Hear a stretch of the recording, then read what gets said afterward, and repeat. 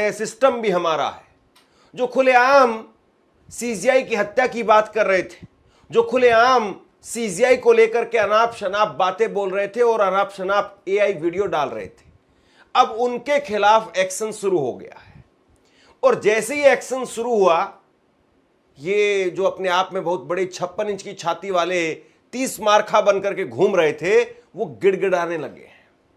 अब प्रधानमंत्री से कह रहे हैं, पीएमओ को टैग कर रहे हैं कि देखिए ये तो हमारे खिलाफ बहुत बड़ी जाति हो रही है।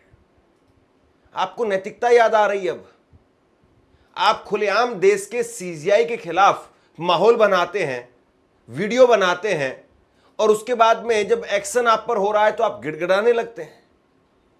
सबसे पहले मैं बताता हूं आपको कि सीजीआई ने इसको लेकर के क्या कहा है, और फिर वो गिड़गिड़ाने वाले लोगों की पूरी फहरिस्त। कोई कह रहा है कि मेरी तो टांग टूट गई है क्योंकि अब पुलिस इनको गिरफ्तार करने वाली है, तो कोई कह रहा है कि मेरी तो टांग टूट गई है, मैं अस्पताल में हूं। इन सब पर फिर विस्तार से बात करेंगे। तो सीजीआई बीआर गवई साहब, उन्होंने पहली बार इसको लेकर के अपनी चुप्पी तोड़ी और उन्होंने कहा, सोमवार 6 अक्टूबर को जो कुछ भी हुआ उससे मेरे विद्वान भाई, सहयोगी जज और मैं बहुत ज्यादा स्तब्ध था। हमारे लिए यह भुला दिया गया अध्याय है। यहां पर सीजीआई ने 2 पंक्तियों में 2 लाइनों में अपनी बात कह दी।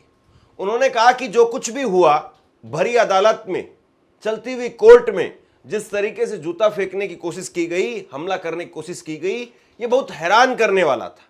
और ना केवल मेरे लिए बल्कि मेरे साथ में जो जज साहब उस अदालत में बैठे हुए थे उनके लिए भी। हमने इस अध्याय को, इस चैप्टर को भुला दिया है। लेकिन जो साथी जज थे, जो सीजीआई के बगल में उस वक्त में बैठे हुए थे जब जूता चलाने की, हमला करने की कोशिश की गई थी, जस्टिस उज्जवल भुइयां उनके जो साथ में बैठे हुए थे, उन्होंने क्या कहा है सुनिए। इस पर मेरी अपनी राय है, वो भारत के चीफ जस्टिस हैं, यह मजाक का मामला नहीं है। इसके बाद में मुझे खेद नहीं है, यह अपमान संस्था का है।